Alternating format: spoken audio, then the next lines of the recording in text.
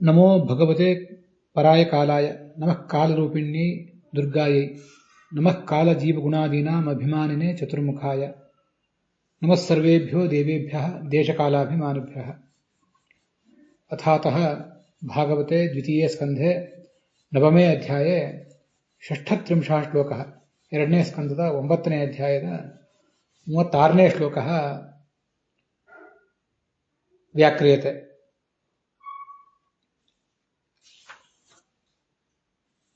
सृष्टौ प्रवर्तमानं चतुर्मुखं भगवान् ज्ञानं विज्ञानं च दत्त्वा अनुजग्राह।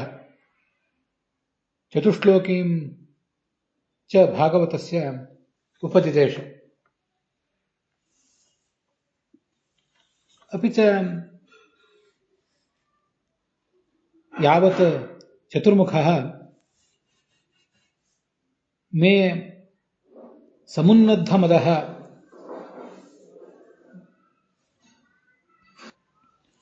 मा भूत् इति प्रार्थयामास, तावदेव भवान् मम एतन्मम मतं परमेण समाधिना आतिष्ठतु। कल्पेषु विकल्पेषु च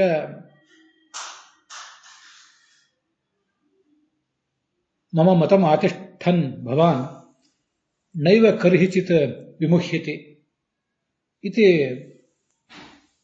आश्वासयामास।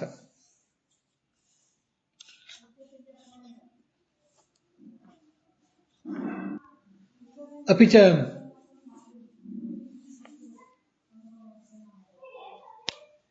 आद्यन्तरहितः अयं भगवान् परमेष्टिनः चतुर्मुखस्य पश्यतः आत्मनः रूपं न्यरुणत्। अयमपि चतुर्मुखः अन्तर्हितेन्द्रियार्थाय हरये नमस्कृत्य यथापूर्वम् इदं विश्वं ससर्ज।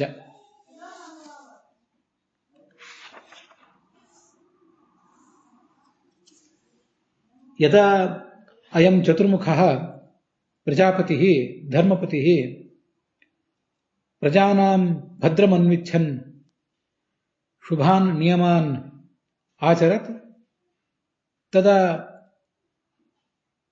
तत्पुत्राणां प्रियतमः नारदः तमेव अनुवव्राज। तं च शीलेन प्रश्रयेण विनयेन च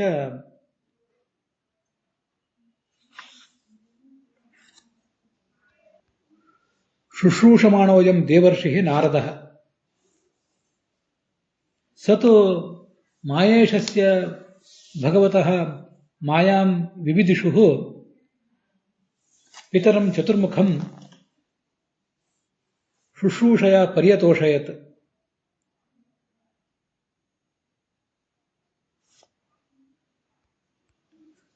तस्मिंश्च चतुर्मुखे परितुष्टे कांश्चन प्रश्नान् तं चतुर्मुखं महामुनिः नारदोऽयम् अप्राक्षीत्। सन्तुष्टः ब्रह्मा तु भगवता उपदिष्टान् 10 विषयान् पुराणस्य नारदम् उपदिदेश। नारदश्च तानेव विषयान् व्यासाय निरूपयामास। व्यासोऽपि मे तत्पुत्राय शुकाय ब्रह्मराताय बोधयामास। हे राजन् परीक्षित, यदिदं वैराजरूपस्य हरेः प्रपञ्चस्य सृष्टिविषयकं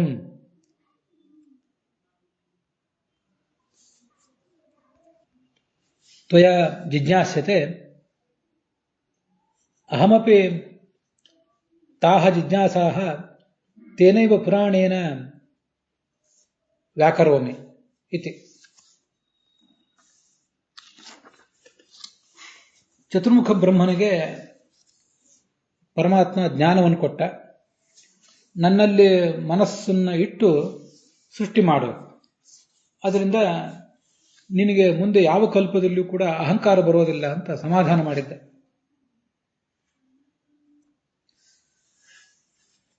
ಭಗವಂತನಲ್ಲಿ ಮನಸ್ಸು ಇಲ್ಲದ ಕಾರಣದಿಂದ, ಭಗವಂತನೇ ಎಲ್ಲದಕ್ಕೂ ಕರ್ತ ಅನ್ನುವ ಎಚ್ಚರ ತಪ್ಪಿದ ಕಾರಣದಿಂದಲೇ ನಮಗೆ ಅಹಂಕಾರ ಬರೋದು. ಈ ಹಿಂದೆ 29ನೇ ಶ್ಲೋಕದಲ್ಲಿ ನನಗೆ ಅಹಂಕಾರ ಬರದೇ ಇರಲಿ ಅನ್ನುವ ಒಂದು ಪ್ರಾರ್ಥನೆಯನ್ನು ಮಾಡಿದ್ದ ಚತುರ್ಮುಖ. ನನಗೆ ಇಷ್ಟು ದೊಡ್ಡ ಅವಕಾಶ ಕೊಟ್ಟಿದ್ದಿ, ಎಲ್ಲ ದೇವತೆಗಳಿಗೂ ನಾನು ಜ್ಯೇಷ್ಠನಾಗಿದ್ದೇನೆ, ನಿನಗೆ ಜ್ಯೇಷ್ಠ ಪುತ್ರನೂ ಹೌದು, ನನಗೆ ಅಹಂಕಾರ ಉಕ್ಕಿ ಬರುವ ಸಾಧ್ಯತೆ ಇದೆ, ಅದು ಬರದೇ ಇರಲಿ ಅಂತ ಕೇಳ್ಕೊಂಡಿದ್ದ. ಅದಕ್ಕೆ ಬೇಕಾದ ತತ್ವಜ್ಞಾನವನ್ನೇ ಭಗವಂತ ಅವನಿಗೆ ಕೊಟ್ಟಿದ್ದ. 4 ಶ್ಲೋಕಗಳ ಭಾಗವತದ 4 ಶ್ಲೋಕಗಳ ಉಪದೇಶ ಮಾಡುವ ಮೂಲಕ ಭಾಗವತದ ಸಾರವನ್ನೇ ಕೊಟ್ಟಿದ್ದ. ಭಗವಂತನಿಗೆ ಈ ಜಗತ್ತಿನಿಂದ ಏನೂ ಆಗಬೇಕಾಗಿಲ್ಲ ಅನ್ನುವುದು ಕೂಡ ಆ ಸಂಗತಿಯಲ್ಲಿ ಒಂದು. ಭಗವಂತನಿಗೆ ಈ ಜಗತ್ತಿನಿಂದ ಏನೂ ಆಗಬೇಕಾಗಿಲ್ಲ ಅಂದ ಮೇಲೆ ಅವನ ಪುತ್ರರಾದ ಚತುರ್ಮುಖರಿಗೆ ಮತ್ತು ಉಳಿದವರಿಗೆ ಜಗತ್ತಿನಿಂದ ಆಗಬೇಕಾದದ್ದೇನಿದೆ? ನಾವೆಲ್ಲರೂ ಯಾವ್ದಾವುದೋ ಒಂದೊಂದಕ್ಕೆ ಸ್ವಲ್ಪ ಸ್ವಲ್ಪ ಕರ್ತೃಗಳು. ನಮಗಿಂತ ಹೆಚ್ಚಿನ ದೇವತೆಗಳು ಮೊದಲಾದ ಪ್ರಜಾಪತಿಗಳು ಮೊದಲಾದವರು, ಋಷಿಗಳು ಮೊದಲಾದವರು ಇನ್ನೂ ಹೆಚ್ಚಿನ ಕರ್ತೃಗಳಿದ್ದಾರೆ. ಅವರು ಯಾರು ಕೂಡ ಯಾವತ್ತೂ ಅಹಂಕಾರ ಪಡುವುದಕ್ಕೆ ಅರ್ಥ ಇಲ್ಲ. ಚತುರ್ಮುಖ ಅಹಂಕಾರ ಪಡುವುದಕ್ಕೆ ಅರ್ಥ ಇಲ್ಲ. ತಾನು ಅಹಂಕಾರ ಪಡಬಾರದು ಅನ್ನುವುದು ಚತುರ್ಮುಖನಂತ ದೊಡ್ಡವರಿಗೆ ಗೊತ್ತಿದೆ. ಆದರೆ ಅಹಂಕಾರ ಪಡುವ ಸಾಧ್ಯತೆ ಹೆಚ್ಚಿರುವಂತಹ ನಮಗೆ ನಾವು ಅಹಂಕಾರ ಪಡಬಾರದು ಅನ್ನೋದು ಗೊತ್ತಿಲ್ಲ. ಭಗವಂತನಲ್ಲಿ ಮನಸ್ಸಿಟ್ಟು ಸೃಷ್ಟಿ ಮಾಡುವುದು, ತತ್ವಜ್ಞಾನ ಪೂರ್ವಕವಾಗಿ ಯಾವುದೇ ಕಾರ್ಯವನ್ನು ಮಾಡುವುದು ಅನ್ನುವುದು ನಮ್ಮ ಅಹಂಕಾರಕ್ಕೊಂದು ಮದ್ದು ಅನ್ನುವುದು ಶಾಸ್ತ್ರದ ಸಾರ. ಸೃಷ್ಟಿ ಕಾರ್ಯವನ್ನು ಮಾಡು. ಇನ್ನು ಮುಂದೆ ಈ ಮಹಾಕಲ್ಪದಲ್ಲಿ, ಯಾವ ದಿನಕಲ್ಪದಲ್ಲಿ, ಯಾವ ಮನ್ವಂತರ ಕಲ್ಪದಲ್ಲೂ ಕೂಡ ನಿನಗೆ ಅಹಂಕಾರ ಬರೋದಿಲ್ಲ. ನ ವಿಮುಕ್ಷ್ಯತಿ, ನಿನಗೆ ಮೋಹ ಬರೋದಿಲ್ಲ. ಮೋಹ ಬರುವುದು ಅಂದ್ರೆ ನನಗೆ ಅಹಂಕಾರ ಬರದೇ ಇರಲಿ ಅಂತ ಕೇಳ್ಕೊಂಡಿದ್ನಲ್ಲ ಚತುರ್ಮುಖ. ನನಗೆ ಅಹಂಕಾರ ಬರದೇ ಇರಲಿ ಅಂತ ಅವನು ಕೇಳ್ಕೊಂಡಿದ್ರು ಕೂಡ ಅಹಂಕಾರ ಬರದೇ ಇರಲಿ, ಅಜ್ಞಾನ ಬರದೇ ಇರಲಿ, ಅದರಲ್ಲಿ ಆಲಸ್ಯ ಬರದೇ ಇರಲಿ, ಇದೆಲ್ಲವನ್ನೂ ಕೂಡ ಪರಮಾತ್ಮ ಅವನಿಗೆ ಹೇಳಿದೆ. ಮೋಹ ಸೃಷ್ಟಿ ಕಾರ್ಯಕ್ಕೆ ಏನೇನು ಎಡರು ತೊಡರುಗಳಿವೆ, ಅಹಂಕಾರ, ಜ್ಞಾನದ ಕೊರತೆ, ತಪ್ಪು ತಿಳುವಳಿಕೆ, ಸಂಶಯ ಮತ್ತೆ ಆಲಸ್ಯ ಮೊದಲಾದ ತೊಂದರೆಗಳಿವೆ, ಅವೆಲ್ಲವೂ ಕೂಡ ಮೋಹ ಅನ್ನೋ ಶಬ್ದದಿಂದ ಇಲ್ಲಿ ವಿವಕ್ಷಿತ. ಅವೆಲ್ಲವೂ ನಿನಗೆ ತೊಂದರೆ ಕೊಡೋದಿಲ್ಲ ಅಂತ ಹೇಳಿ ಅವನು ನೋಡ್ತಿದ್ದಂತೆ ಅಂತರ್ಹಿತ ಆಗಿ ಹೋದ. ಬ್ರಹ್ಮ ಅವನಿಗೆ ಕೈ ಮುಗಿದು ಈ ಮುಂದಿನಂತೆ ಈ ಹಿಂದೆ ಹೇಗೆ ಸೃಷ್ಟಿ ನಡೆದಿತ್ತು ಹಾಗೇನೆ ಮತ್ತೆ ಸೃಷ್ಟಿ ಮಾಡಿದ. ಈ ಶ್ಲೋಕದಲ್ಲಿ ಚತುರ್ಮುಖ ಬ್ರಹ್ಮನನ್ನ ಸರ್ವಭೂತಮಯ ಅಂತ ವರ್ಣನೆ ಮಾಡಿದ್ದಾರೆ. ಸರ್ವಸ್ಯಾಪಿ ಪ್ರಧಾನತ್ವಾತ್ ಸ ಸರ್ವಮಯ ಈರ್ಯತೆ ಅಂತ ಭಾಗವತ ತಾತ್ಪರ್ಯ ಪ್ರಾಯ ಬ್ರಹ್ಮತರ್ಕದ ಶ್ಲೋಕವನ್ನು ಉದ್ಧರಿಸಿ ಹೇಳ್ತದೆ. ಅವನು ಎಲ್ಲ ಜೀವರ ಸ್ವಾಮಿ ಆದ್ದರಿಂದ ಅವನನ್ನ ಸರ್ವಭೂತಮಯ ಅಂತ ಹೇಳ್ತಾನೆ. ನಾನು ಆರಂಭದಲ್ಲಿ ಒಂದು ಮಂಗಲಾಚರಣೆ ಮಾಡಿದೆ, ಕಾಲಜೀವ ಗುಣಾದೀನಾಂ ಅಭಿಮಾನಿನೇ ಚತುರ್ಮುಖಾಯ ಅಂತ. ಅದು ಭಾಗವತ ತಾತ್ಪರ್ಯದಲ್ಲಿ ಬಂದಿರುವಂತಹ ಪ್ರಮೇಯ. ಮುಂದೆ ಒಂದು 2-3 ಕಡೆ ಅದು ಬಂದಿದೆ. ಕಾಲ ಜೀವಾಭಿಮಾನೇನ ರೂಪದ್ವಂದ್ವಿ ಚತುರ್ಮುಖ ಅಂತ. ಚತುರ್ಮುಖ ಬ್ರಹ್ಮನಿಗೆ 2 ರೂಪ ಅಂತೆ. ಒಂದು ಕಾಲಾಭಿಮಾನಿ ರೂಪ, ಇನ್ನೊಂದು ಜೀವಾಭಿಮಾನಿ ರೂಪ. ಸ್ವಯಂ ಅವನು ಕಾಲದ ಅಭಿಮಾನಿ ಆದ್ದರಿಂದ ಯಾವ ಕಾಲಕ್ಕೆ ಏನೇನಾಗಬೇಕೋ ಅದನ್ನೆಲ್ಲ ಮಾಡ್ತಾನೆ. ಎಲ್ಲ ಜೀವರ ಅಭಿಮಾನಿ ಹೌದು, ಎಲ್ಲ ಜೀವರ ಗುಣಗಳಿಗೆ ಅಭಿಮಾನಿ ಹೌದು, ಎಲ್ಲ ಜೀವರ ಆಗು ಹೋಗುಗಳು ಕೂಡ ಅವನಿಗೆ ಗೊತ್ತಿವೆ. ಅಂಥ ಸರ್ವಭೂತಮಯನಾದವನು. ತುಂಬಾ ಅದ್ಭುತವಾದ ಶಬ್ದ ಅದು. ಎಲ್ಲ ಜಡಗಳಿಗಿಂತಲೂ ಪ್ರಧಾನ, ಎಲ್ಲ ಚೇತನಗಳಿಗಿಂತಲೂ ಪ್ರಧಾನ. ಅವನ ಮೇಲಿರುವ ಎರಡು ಚೇತನಗಳು ಅಂದ್ರೆ ಒಂದು ಭಗವಂತ ಮತ್ತು ಮತ್ತೊಂದು ಭಗವತಿ, ಇವೆರಡು ಮಾತ್ರ. ಅದು ಬಿಟ್ರೆ ಉಳಿದದ್ದಕ್ಕೆಲ್ಲದಕ್ಕೂ ಕೂಡ ಈ ಚತುರ್ಮುಖ ಬ್ರಹ್ಮ ಅಧಿಪತಿ. ಆದ್ರಿಂದ ಅವನನ್ನು ಸರ್ವಭೂತಮಯ ಅಂತ ವರ್ಣನೆ ಮಾಡಿದೆ ಶಾಸ್ತ್ರ. ಭೂತಾನಾಂ ಪ್ರಧಾನ ಅನ್ನೋದನ್ನ ಕೆಲವು ವ್ಯಾಖ್ಯಾನಗಳಲ್ಲಿ ಸರ್ವಗುಣ ಸಂಪನ್ನ ಅಂತ ವರ್ಣನೆ ಮಾಡಿದ್ದಾರೆ. ಇದು ಆ ಚತುರ್ಮುಖ ಬ್ರಹ್ಮನ ವೈಶಿಷ್ಟ್ಯ. ವೀರರಾಘವರ ವ್ಯಾಖ್ಯಾನದಲ್ಲಿ ಅದಕ್ಕೆ ಭೂತ ವಿಷಯಕ ಕರ್ಮಜ್ಞಾನ ಪ್ರಚುರ, ಎಲ್ಲ ಜೀವರ ಜ್ಞಾನವೂ ಕೂಡ ಆತನಿಗಿದೆ, ಎಲ್ಲ ಜಡಗಳ ಜ್ಞಾನವೂ ಕೂಡ ಆತನಿಗಿದೆ ಅಂತ ಅರ್ಥ ಬರೆದಿದ್ದಾರೆ.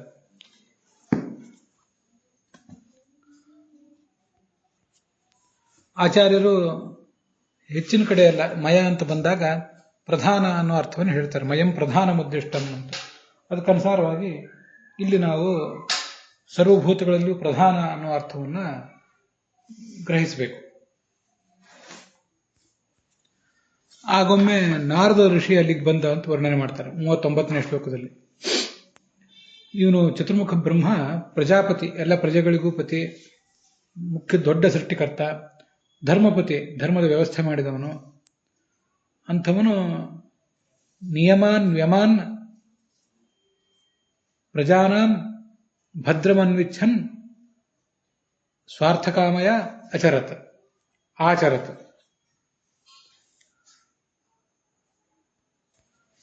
ಚತುರ್ಮುಖ ಬ್ರಹ್ಮ ತನ್ನ ದೈನಂದಿನ ವಿಧಿಗಳನ್ನೆಲ್ಲ ಒಂದು ಬಾರಿ ಆಚರಿಸಿ ವಿರಾಮವಾಗಿ ಕೂತಿದ್ದಾಗ ಅಲ್ಲಿ ಈ ನಾರದರು ಬಂದರು ಅಂತ ವರ್ಣನೆ ಮಾಡ್ತಾರೆ. ಧರ್ಮಪತಿ ಅಂದ್ರೇನು? ವಿಜಯಧ್ವಜರು ಹೇಳ್ತಾರೆ, ಸಂಪತ್ತಿನಲ್ಲಿ ಆಪತ್ತು ಬಂದಾಗಲಿ ಸಂಪತ್ತು ಬಂದಾಗಲಿ ಯಾವ ಅನುಷ್ಠಾನ ಮಾಡಬೇಕು ಅನ್ನೋದನ್ನೆಲ್ಲ ತಿಳ್ಕೊಂಡವನು ಮತ್ತು ಜಗತ್ತಿಗೆ ಅದನ್ನ ಹೇಳುವವನು. ಅಂತ ಆ ಕಾರಣದಿಂದ ಅವನನ್ನು ಧರ್ಮಪತಿ ಅಂತ ಹೇಳ್ತಾರೆ. ಪ್ರಜೆಗಳಿಗೆ ಹಿತ ಆಗಲಿ ಅಂತಾನೆ ಎಲ್ಲ ಕರ್ಮವನ್ನು ಮಾಡ್ತಾನೆ. ಆದರೆ ಸ್ವಾರ್ಥಕಾಮಯ ಹೌದು, ಅದನ್ನ ಇಲ್ಲಿ ವಿಜಯಧ್ವಜರು ಬರೆದಿದ್ದಾರೆ. ಅದರಿಂದ ಚತುರ್ಮುಖ ಬ್ರಹ್ಮನಿಗೂ ಉಪಯೋಗ ಇದೆ. ಏನು ಚತುರ್ಮುಖ ಬ್ರಹ್ಮನಿಗೆ ಉಪಯೋಗ ಅಂದ್ರೆ ಮುಕ್ತವು ಸುಖೋದ್ರೇಕ ಅರ್ಥತ್ವ ಅಂತ ಭಾವ. ಇದನ್ನೆಲ್ಲ ಮಾಡಿದ್ರಿಂದ ಮುಕ್ತಿಯಲ್ಲಿ ಅವನಿಗೆ ಸುಖೋದ್ರೇಕ ಆಗ್ತದೆ ಅಂತ ಅದರ ತಾತ್ಪರ್ಯ ಇದೆ. ಇಲ್ಲಿ ಯಮ ನಿಯಮಗಳ ಬಗ್ಗೆ ವಿಜಯಧ್ವಜರು ಮತ್ತು ಯಾದವಾರ್ಯರು ಯೋಗಶಾಸ್ತ್ರ ಅಂತ ಒಂದು ಹೇಳ್ತಾರೆ. ಇದು ಯಾವ ಯೋಗಶಾಸ್ತ್ರ ಅಂತ ಏನು ಗೊತ್ತಾಗೋದಿಲ್ಲ. ಪಾತಂಜಲಿ ಯೋಗಶಾಸ್ತ್ರದಲ್ಲಿ ಕೂಡ ನನ್ನ ಅಧ್ಯಯನದಲ್ಲಿ, ನನ್ನ ಅನ್ವೇಷಣೆಯಲ್ಲಿ ಇದು ಕಂಡು ಬರಲಿಲ್ಲ. ಮೊದಲು 10 ನಿಯಮಗಳನ್ನು ಹೇಳಿದ್ದಾರೆ. ಅಹಿಂಸೆ, ಶಾಸ್ತ್ರವಿಹಿತವಲ್ಲದ ಹಿಂಸೆಯನ್ನು ಮಾಡಬಾರದು. ಸತ್ಯವಾದನ್ನು, ಸಜ್ಜನರಿಗೆ ಹಿತವಾದನ್ನು ಆಡಬೇಕು. ಅಸ್ಥೇಯ, ಕಳ್ಳತನ ಮಾಡಬಾರದು. ಬ್ರಹ್ಮಚರ್ಯ, ಬ್ರಹ್ಮಚಾರಿಯಾದವನು ಸ್ತ್ರೀ ಸಂಘವನ್ನೇ ಮಾಡಬಾರದು. ಗೃಹಸ್ಥನಾದವನು ಸ್ವಪತಿಯಲ್ಲಿ ಸ್ತ್ರೀಯಾದವಳು ತನ್ನ ಕಾಮಜೀವನವನ್ನು ನಡೆಸಬೇಕು. ದಯಾ ಅಂದ್ರೆ ಕರುಣೆ, ಆರ್ಜವ ಅಂದ್ರೆ ಋಜು ಸ್ವಭಾವ, ಮನಸ್ಸಿನಿಂದಲೂ ಕ್ರಿಯೆಯಿಂದಲೂ ಒಂದೇ ರೀತಿಯಾಗಿರುವುದು. ಕ್ಷಮ ಅಂದ್ರೆ ಸಹನೆ, ಧೃತಿ ಅಂದ್ರೆ ಧೈರ್ಯ, ಮಿತಾಹಾರ ಮತ್ತು ಶೌಚ, ಅಂತರ್ಬಹಿಶೌಚ. ಇದು 10 ನಿಯಮಗಳು. ತಪಸ್ಸು, ಕೃಚ್ಛ ಚಾಂದ್ರಾಯಣಾದಿ ತಪಸ್ಸು, ಸಂತೋಷವಾಗಿರುವಿಕೆ, ಯಾವತ್ತೂ ಸಂತುಷ್ಟನಾಗಿರುವಿಕೆ. ಆಸ್ತಿಕ್ಯ ಬುದ್ಧಿ, ದಾನ ಮಾಡುವುದು ಇನ್ನೊಬ್ಬರಿಗೆ, ಈಶ್ವರ ಪೂಜೆ, ಭಗವಂತನಿಗೆ ಪೂಜೆ ಮಾಡುವುದು. ಸಿದ್ಧಾಂತ ಶ್ರವಣ, ಸಿದ್ಧಾಂತದ ಕುರಿತಾದ ಶ್ರವಣ. ಹ್ರೀಹಿ ಅಂದ್ರೆ ನಾಚಿಕೆ, ಅಕಾರ್ಯ ಮಾಡೋದರಲ್ಲಿ ನಾಚಿಕೆ ಇರಬೇಕು. ಮತಿಹಿ ಜ್ಞಾನ, ಜಪ, ಭಗವಂತನ ಕುರಿತಾದ ಜಪ, ವ್ರತಗಳು, ಇವೆಲ್ಲಕ್ಕೂ ಕೂಡ ನಿಯಮ ಅಂತಾರೆ ಅಂತ ವಿಜಯಧ್ವಜರು ಮತ್ತು ಯಾದವಾರ್ಯರು ವರ್ಣನೆ ಮಾಡಿದ್ದಾರೆ. ಮುಖ್ಯವಾಗಿ ತಂತ್ರಸಾರದಲ್ಲಿ, ಆಚಾರ್ಯರು ತಂತ್ರಸಾರದಲ್ಲಿ ಸಂಗ್ರಹ ಮಾಡಿದ್ದಾರೆ. ಅದನ್ನು ಹೇಳುವುದು ಬಹಳ ಉತ್ತಮ. 4ನೇ ಅಧ್ಯಾಯದಲ್ಲಿ 136ನೇ ಶ್ಲೋಕದಿಂದ ಆರಂಭಿಸಿ ಯಮಶ್ಚ ನಿಯಮಶ್ಚಾಸ ಪ್ರಾಣಾಯಾಮ ಇತೀರಿತಃ ಯಮ, ನಿಯಮ, ಆಸನ ಮತ್ತು ಪ್ರಾಣಾಯಾಮ ಇವು ಧ್ಯಾನಕ್ಕೆ 4 ಅಂಗಗಳು ಅಂತ ವರ್ಣನೆ ಮಾಡ್ತಾರೆ. ಅಹಿಂಸಾ ಇದು ಗೊತ್ತಿದೆ. ಸತ್ಯ, ಅಸ್ಥೇಯ, ಇನ್ನೊಬ್ಬರನ್ನು ಕದಿಯದೇ ಇರುವಿಕೆ, ಬ್ರಹ್ಮಚರ್ಯ, ಅಪರಿಗ್ರಹ, ಇದು ಅಲ್ಲಿ ಬರಲಿಲ್ಲ, ಇನ್ನೊಬ್ಬರ ಮುಂದೆ ಕೈ ಒಡ್ಡದೇ ಇರುವುದು. ಇವಕ್ಕೆ 5ಕ್ಕೆ ಯಮ ಅಂತ ಹೇಳ್ತಾರೆ. ಶೌಚ, ದೇಹ ಮನಸ್ಸುಗಳ ಶೌಚ, ಮತ್ತೆ ತಪಸ್ಸು, ಕೃಚ್ಛ ಚಾಂದ್ರಾಯಣಾದಿ ತಪಸ್ಸು ಅಂತ ಈಗಾಗಲೇ ಹೇಳಿದೆ. ತುಷ್ಟಿ, ಇದ್ದುದರಲ್ಲಿ ಸಮಾಧಾನ. ಸ್ವಾಧ್ಯಾಯ, ಅಲ್ಲಿ ಸಿದ್ಧಾಂತ ಶ್ರವಣಂ ಅಂತ ಬಂದಿದೆ. ಮತ್ತೆ ಹರಿಪೂಜನ, ಭಗವಂತನ ಪೂಜೆ, ಈ 5 ನಿಯಮಗಳು ಅಂತ ಬಂದಿದೆ. ಇನ್ನು ವೀರಾಸನ, ಪದ್ಮಾಸನ, ಸ್ವಸ್ತಿಕಾಸನ ಮೊದಲಾದವುಗಳು ಆಸನಗಳು. ಹಾಗೆ ಪ್ರಾಣಾಯಾಮಗಳು ಅಂತ ಅಲ್ಲಿ ಆಚಾರ್ಯ ವರ್ಣನೆ ಮಾಡಿದ್ದಾರೆ. ಇವು 4 ಅಂಗಗಳು ಅಂತ.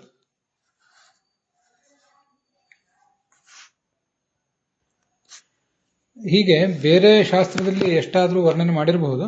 ಆಚಾರ್ಯರು ತಂತ್ರಸಾರದಲ್ಲಿ ವರ್ಣನೆ ಮಾಡಿದ್ದು ಸಂಗ್ರಾಹಕವಾಗಿದೆ. ಅದನ್ನೇ ಹೆಚ್ಚು ಕಡಿಮೆ ಇಲ್ಲೂ ಕೂಡ ನಾವು ಸ್ವೀಕಾರ ಮಾಡಬಹುದು. ಇಷ್ಟನ್ನೆಲ್ಲ ಮಾಡಿ ಕೂತಿದ್ದ.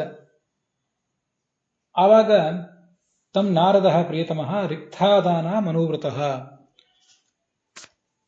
ರಿಕ್ತಾದರು ಅಂದ್ರೆ ನಮ್ಮ ಪಾಲು ಸ್ವೀಕಾರ ಮಾಡುವವರು, ನಮ್ಮ ಮಕ್ಕಳು. ಅವರಲ್ಲಿ ಬಹಳ ಪ್ರಿಯತಮನಾದವನು ನಾರದ, ಚತುರ್ಮುಖ ಬ್ರಹ್ಮನಿಗೆ.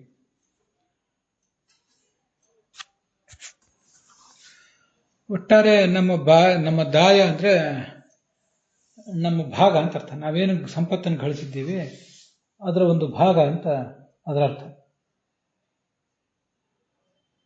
ಅಲ್ಲಿ ರಿಕ್ತಾದಾಹ ಅಂತಿದೆಯಲ್ಲ, ಅದಕ್ಕೆ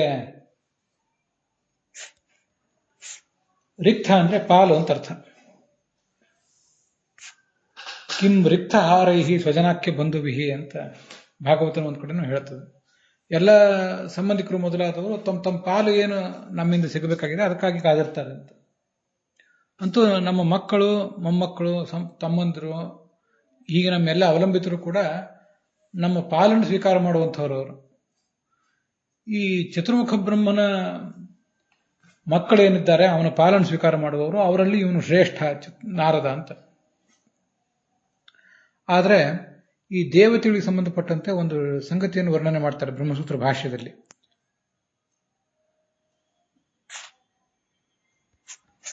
ನತಸ್ಯ ಪುತ್ರಾಹ ದಾಯಮುಪಯಂತೆ ಅಂತ. ಪ್ರತಿಯೊಬ್ಬ ದೇವತೆಯು ಕೂಡ ತನ್ನ ಸ್ಥಾನ, ಮಾನ, ಪದವಿಯನ್ನು ತಾನೇ ಸಂಪಾದನೆ ಮಾಡ್ಕೋಬೇಕು. ಇಂದ್ರನ ಪದವಿ ಶಚೀಪದಿಗಿದೆ ಅಂದ ಮಾತ್ರಕ್ಕೆ ಅವನ ಉತ್ತರಾಧಿಕಾರದಿಂದ ಅವನ ಮಗಾಗಿ ಹುಟ್ಟಿದಾನೆನ್ನೋ ಕಾರಣದಿಂದ ಜಯಂತನಿಗೆ ಬರೋದಿಲ್ಲ. ಶಿವನ ಪದವಿ ಗಣಪತಿಗೆ ಬರೋದಿಲ್ಲ ಅಂತ ಹೀಗೆಲ್ಲ ವರ್ಣನೆ ಇದೆ. ಆದ್ರಿಂದ ಇಲ್ಲಿ ರಿಕ್ತಾದರು, ಚತುರ್ಮುಖ ಬ್ರಹ್ಮನ ಮಕ್ಕಳು, ಅವನ ಪಾಲು ಸ್ವೀಕಾರ ಮಾಡುವವರು ಅಂದ್ರೆ ಅವನಿಂದ ಜ್ಞಾನವೆಂಬ ತಮ್ಮ ಸಂಪತ್ತನ್ನು ಸ್ವೀಕಾರ ಮಾಡುವವರು ಅಂತ ಅರ್ಥ ತಿಳ್ಕೋಬಹುದು ಅಷ್ಟೆ.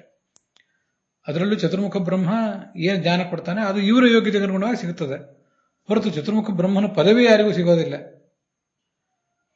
ಈ ಜಗತ್ತಿನಲ್ಲೂ ಕೂಡ ನಾವೇನು ಸಂಪತ್ತು ಗಳಿಸಿರ್ತೀವಿ ನಮ್ಮ ಮಕ್ಕಳಿಗೆ ಸಿಗುತ್ತದೆ. ನಾವೊಂದು ವೇಳೆ ಪ್ರಧಾನಮಂತ್ರಿ ಆದರೆ ನಮ್ಮ ಮಕ್ಕಳು ಕೂಡ ಪ್ರಧಾನಮಂತ್ರಿ ಆಗೇ ಆಗ್ತಾರೆ ಅಂತ ನಿಶ್ಚಿತ ಇಲ್ಲ. ಆದ್ರಿಂದ ರಿಕ್ತಾದರು ಅಂದ್ರೆ ಪಾಲನ್ನು ಸ್ವೀಕಾರ ಮಾಡುವಂಥವ್ರು ಅಂತ ಸಾಮಾನ್ಯವಾದ ಅರ್ಥ. ಮಕ್ಕಳು, ಅವರಲ್ಲಿ ಇವನು ಅತ್ಯಂತ ಶ್ರೇಷ್ಠ, ಹೀಗದರ ಅರ್ಥ. ಅವರಿಗೆ ವಿಶೇಷಣಗಳನ್ನು ಕೊಟ್ಟಿದ್ದಾರೆ ನಾರದರಿಗೆ.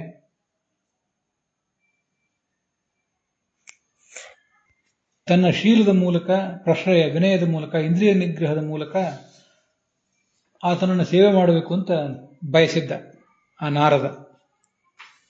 ಹೀಗೆ ಅತ್ಯಂತ ಪ್ರೀತಿ ಪಾತ್ರನಾದವನು, ಮಹಾಭಗವದ್ಭಕ್ತ ಮುನಿ.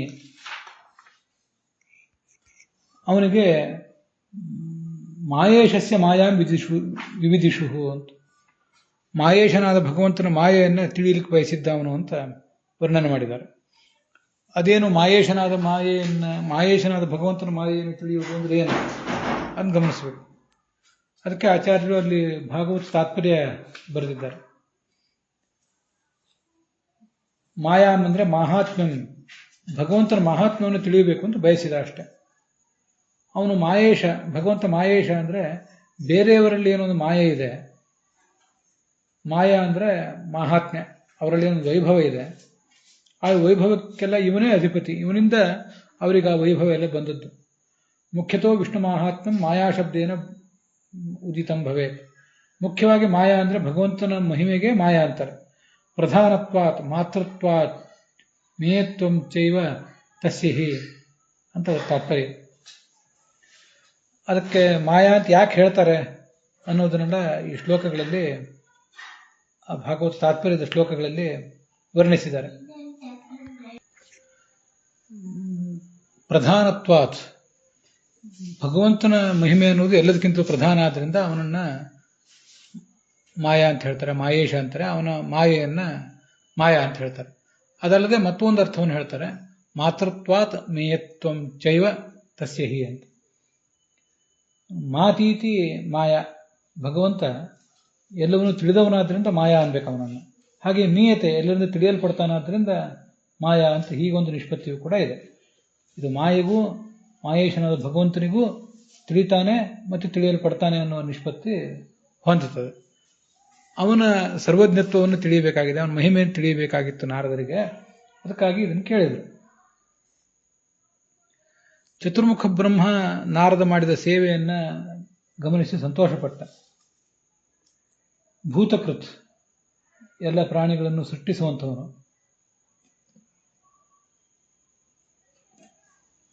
ಅಂಥ ಚತುರ್ಮುಖ ಬ್ರಹ್ಮನನ್ನ ಪರಮಾತ್ಮನ ಕುರಿತು ಹೇಳು ಅಂತ ಕೇಳಿದ್ನಲ್ಲ, ಇದನ್ನೇ ಈಗ ಭವಾನ್ ಪರೀಕ್ಷಿತ ಮಾಂ, ನನ್ನನ್ನು ಶುಕಾಚಾರ್ಯನ ಕುರಿತು ಕೇಳ್ತಾ ಇದ್ದೆ. ಆ ಚತುರ್ಮುಖ ಬ್ರಹ್ಮ ನಾರದನಿಗೆ 10 ಲಕ್ಷಣ ಉಳ್ಳಂತಹ ಭಾಗವತವನ್ನು ವರ್ಣನೆ ಮಾಡಿದ.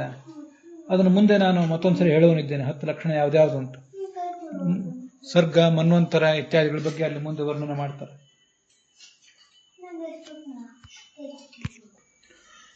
ಆ ಪುರಾಣಗಳಲ್ಲಿ ವರ್ಣಿತ ಆಗುವ 10 ವಿಷಯಗಳನ್ನ ಮುಂದೆ ಇದೇ 2ನೇ ಸ್ಕಂದದ 10ನೇ ಅಧ್ಯಾಯದಲ್ಲಿ 1ನೇ ಶ್ಲೋಕದಿಂದ ಆರಂಭಿಸಿ ಅತ್ರ ಸರ್ಗೋ ವಿಸರ್ಗಶ್ಚ ಸ್ಥಾನಂ ಪೋಷಣ ಮೂತಯ ಇತ್ಯಾದಿ ಕ್ರಮದಿಂದ ಹೇಳೋರಿದ್ದಾರೆ. ಅದರಿಂದ ನಾವು ಈಗ ಅದನ್ನು ನೋಡಬೇಕಾಗಿಲ್ಲ. ನಾರದ ಪ್ರಾಹ ಮುನೆಯೇ, ಹೀಗೆ ನಾರದ ಚತುರ್ಮುಖ ಬ್ರಹ್ಮನಿಂದ ಅದನ್ನೆಲ್ಲ ಪಡ್ಕೊಂಡ. ಮುಂದೆ ಸರಸ್ವತಿ ನದಿ ತೀರದಲ್ಲಿ ತನ್ನನ್ನು ತಾನೇ ಧ್ಯಾನ ಮಾಡ್ತಾ ಕೂತಿದ್ನಲ್ಲ ಈ ವ್ಯಾಸ ಎಂಬ ಪರಬ್ರಹ್ಮ, ಅವನಿಗೆ ಇದನ್ನು ಹೇಳಿದೆ. ಇಲ್ಲಿ ಒಂದು ಶ್ಲೋಕ ಭಾಗವತ್ ತಾತ್ಪರ್ಯ ಇದೆ. ಹರಿರ್ವ್ಯಾಸಾದಿ ರೂಪೇಣ ಸರ್ವಜ್ಞೋಪಿ ಸ್ವಯಂ ಪ್ರಭು ಶೃಣೋತಿ ನಾರದಾದಿಭ್ಯ ಮೋಹಾಯೈಷಾಂ ಪ್ರಸಿದ್ಧಯೇ.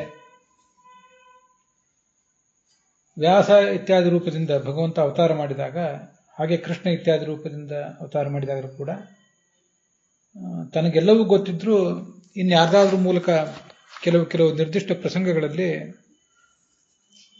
ಜ್ಞಾನವನ್ನು ಪಡ್ಕೊಳ್ಳುವಂತೆ ಕಾಣಿಸ್ತಾನೆ. ಅಂಥ ಒಂದು ಲೀಲೆಯನ್ನು ತೋರಿಸ್ತಾನೆ. ಅದು ಯಾತಕ್ಕೆ ಅಂದ್ರೆ ಮೋಹಾಯ, ಅದನ್ನು ಗಮನಿಸಿದವರಿಗೆ ಇವನು ಭಗವಂತನ ಅವತಾರ ಅಲ್ಲ, ಇವನೆಂಥ ಭಗವಂತನ ಅವತಾರ ಆಗಿದ್ರೆ ಇನ್ನೊಬ್ಬರಿಂದ ಯಾಕೆ ಕೇಳ್ತಿದ್ದ ಅನ್ನುವ ಮೋಹ ಬರಬೇಕು. ಹಾಗೆ ಯೇಷಾಂ ಪ್ರಸಿದ್ಧಯೇ, ಭಗವಂತನಿಗೆ ಜ್ಞಾನವನ್ನು ಕೊಡುವ ಮೂಲಕ, ಭಗವಂತನಿಗೆ ಗ್ರಂಥದ ರಚನೆಗೆ ಪ್ರೇರಣೆಯನ್ನು ಕೊಡುವ ಮೂಲಕ ಅವರಿಗೂ ಒಂದೊಂದು ಪ್ರಸಿದ್ಧಿ ಬರಬೇಕು. ನಾರದ ಮೊದಲಾದವರಿಗೆ, ಸಾಂದೀಪನಿ ಮೊದಲಾದ ಗುರುಗಳಿಗೆ. ಅದಕ್ಕಾಗಿ ಭಗವಂತ ಹೀಗೆ ಮಾಡ್ತಾನೆ ಅಂತ ಪದ್ಮಪುರಾಣದ ಮಾತಿದೆ. ಅದಕ್ಕಾಗಿ ಹೀಗೆ ಕೇಳುವಂತೆ ತೋರಿಕೋತಾನೆ. ಮುಂದೆ ವ್ಯಾಸರು ಅದನ್ನ ನಾರದನಿಂದ ಪಡೆದು ನನಗೆ, ಅಂದರೆ ಪರೀಕ್ಷಿತನಿಗೆ ಉಪದೇಶ ಮಾಡಿದರು. ನಿನಗೆ ನಿನ್ನ ಎಲ್ಲ ಜಿಜ್ಞಾಸೆಗಳಿಗೆ ಉತ್ತರ ರೂಪವಾಗಿ ಅದೇ ಭಾಗವತ ಪುರಾಣವನ್ನು ನಾನು ಹೇಳ್ತೇನೆ. ವೈರಾಜನೂಪನಾದ ಭಗವಂತನ ಆ ಪ್ರಪಂಚದ ಸೃಷ್ಟಿ ಕ್ರಮವನ್ನು ವರ್ಣನೆ ಮಾಡ್ತೇನೆ. ವಿರಾಟ್ ಬ್ರಹ್ಮ ಸಮುದ್ದಿಷ್ಟ ತದ್ಗತಃ ಪರಮೋಮತ ಯತಃ ಅಥೋ ವೈರಾಜಮಿತ್ಯೇನ ಮಾಹುರೀಶತ್ವತೋ ವಿರಾಟ್ ಅಂತ ಬೃಹತ್ ಸಂಹಿತಾದ ಮಾತನ್ನ ಆಚಾರ್ಯರು ಉದ್ಧರಿಸ್ತಾರೆ. ವಿರಾಟ್ ಅಂದ್ರೆ ಯಾರು? ವೈರಾಜ ಅಂದ್ರೆ ಯಾರು ಅದನ್ನ ಇಲ್ಲಿ ತಿಳ್ಕೋಬೇಕು ನಾವು. ವಿರಾಟ್ ಬ್ರಹ್ಮ ಸಮುದ್ದಿಷ್ಟ. ವಿರಾಟ್ ಅಂದ್ರೆ ಬ್ರಹ್ಮಾಂಡದ ಅಧಿಪತಿ ಆದ್ರಿಂದ ಬ್ರಹ್ಮ, ಅವನ ಅಂತರ್ಯಾಮಿ ಆದ್ರಿಂದ, ಅವನಿಗೂ ನಿಯಾಮಕನಾದ್ರಿಂದ ಭಗವಂತನನ್ನ ವೈರಾಜ ಅಂತ ವರ್ಣನೆ ಮಾಡ್ತಾರೆ. ತದ್ಗತಃ ಪರಮೋಯತಃ ಅಥೋ ವೈರಾಜ ಇತ್ಯೇನಂ ಆಹುಹು ಈಶತ್ವತೋ ವಿರಾಟ್. ಈಶತ್ವತಃ ಅಂದ್ರೆ ಎಲ್ಲರಿಗೂ ಹಿರಿಯನಾದ್ರಿಂದ ಚತುರ್ಮುಖ ಬ್ರಹ್ಮನನ್ನ ವಿರಾಟ್ ಅಂತ ಹೇಳಬೇಕು. ಅವನಲ್ಲಿ ಅಂತರ್ಯಾಮಿ ಆದ್ರಿಂದ ವಿರಾಜಿ ವರ್ತಮಾನ ಆ ಭಗವಾನ್ ವೈರಾಜ ಇತಿ ಕಚ್ಚತೆ ಅಂತ ಅದರ ತಾತ್ಪರ್ಯ. ಇಲ್ಲಿ ಈಶತ್ವತಃ ವಿರಾಟ್ ಅಂತಿದೆಯಲ್ಲ, ಇದು ಚತುರ್ಮುಖ ಬ್ರಹ್ಮನಿಗೆ ಅನ್ವಯ ಮಾಡಿ ವ್ಯಾಖ್ಯಾನ ಮಾಡಿದ್ದಾರೆ. ಪ್ರಬೋಧಿನಿ ವ್ಯಾಖ್ಯಾನದಲ್ಲಿ, ಹಾಗೆ ದೀಪಿಕಾ ವ್ಯಾಖ್ಯಾನದಲ್ಲಿ ಕೂಡ.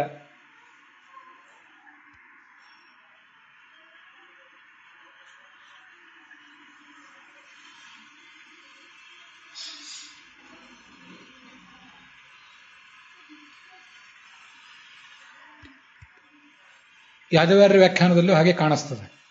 ಅದಲ್ಲದೇನೆ ಪ್ರಬೋಧಿನಿ ವ್ಯಾಖ್ಯಾನದಲ್ಲಿ, ಭಾಗವತ ತಾತ್ಪರ್ಯದಲ್ಲಿ ಯದ್ವಾ ಹರವು ವಿರಾಟ್ ಪದಂ ನಿರ್ಭಕ್ತಿ, ಈಶತ್ವತೋ ವಿರಾಟ್ ಅನ್ನೋದು ವಿರಾಟ್ ಶಬ್ದವಾಚ್ಯ ಚತುರ್ಮುಖ ಬ್ರಹ್ಮ ಹೇಗೆ ಅನ್ನೋದನ್ನು ತಿಳಿಸ್ತದೆ, ಭಗವಂತ ಹೇಗೆ ವಿರಾಟ್ ಶಬ್ದವಾಚ್ಯ ಅನ್ನೋದನ್ನು ತಿಳಿಸ್ತದೆ ಅಂತ ಹೇಳ್ತಾರೆ. ವಿಶೇಷೇಣ ರಾಜತೆ ಇತಿ ವಿರಾಟ್. ಹೀಗೆ ವಿಶೇಷೇಣ ಸ್ವಾತಂತ್ರ್ಯಕ್ಕೆ ವಿಶೇಷೇಣ ರಾಜ ವಿರಾಟ್ ಭಗವಂತ. ಸ್ವಾತಂತ್ರ್ಯವನ್ನು, ಅಧಿಕವಾದ ಸ್ವಾತಂತ್ರ್ಯವನ್ನು ಹೊಂದಿದಾದ್ರಿಂದ ವಿರಾಟ್ ಅನಿಸ್ಕೊಂಡಿರುವವನು ಭಗವಂತ. ಆ ವಿರಾಡೇವ ವೈರಾಜ, ವಿರಾಟ್ನನ್ನೇ ವೈರಾಜ ಎಂಬುದಾಗಿ ಇನ್ನೊಂದು ಶಬ್ದದಿಂದ ಕರೀತಾರೆ. ಹೀಗೆ ವಿರಾಟ್ ಮತ್ತು ವೈರಾಜ ಅನ್ನೋದು ಎರಡೂ ಕೂಡ ಭಗವಂತನನ್ನೇ ಹೇಳ್ತದೆ. ವಿರಾಟ್ ಅನ್ನೋದು ಚತುರ್ಮುಖ ಬ್ರಹ್ಮನನ್ನು ಹೇಳಿದರೆ ಅವನ ಅಂತರ್ಯಾಮಿಯಾದ ಭಗವಂತನನ್ನು ವೈರಾಜ ಎಂಬ ಶಬ್ದ ಹೇಳ್ತದೆ. ಹೀಗೆ ಎರಡು ಥರ ಭಾಗವತ ಪ್ರಬೋಧಿನಿ ವ್ಯಾಖ್ಯಾನದಲ್ಲಿದೆ, ಅದನ್ನು ಕೂಡ ತಿಳ್ಕೊಳ್ಬಹುದು ನಾವಿಲ್ಲಿ. ಅದರೊಂದಿಗೆ ಇವತ್ತಿನ ಈ ಭಾಗ ಸಮಾಪ್ತ ಆಗಿದೆ. ಹುಸಿಯನಾಡಿ ಹೊಟ್ಟೆ ಹೊರೆವ ವಿಷಯದಲ್ಲಿ ರಸಿಕನೆಂದು ಹುಸಿಗೆ ಹಾಕಿದರು ಎನ್ನ ಋಷಿಕೇಶನೆ, ಈಶನಿನ್ನ ಚರಣ ಭಜನೆ ಆಸೆಯಿಂದ ಮಾಡುವೆ, ದೋಷರಾಶಿ ನಾಶ ಮಾಡು ಶ್ರೀಶಕೇಶವ. ಶ್ರೀಕೃಷ್ಣಾರ್ಪಣ ಮಸ್ತು. 45ನೇ ಶ್ಲೋಕ, ಹಾಗೆ 2ನೇ ಸ್ಕಂದದ 9ನೇ ಅಧ್ಯಾಯ ಕೂಡ ಇಲ್ಲಿಗೆ ಸಮಾಪ್ತ ಆಗಿದೆ. ಶ್ರೀಕೃಷ್ಣಾರ್ಪಣ ಮಸ್ತು.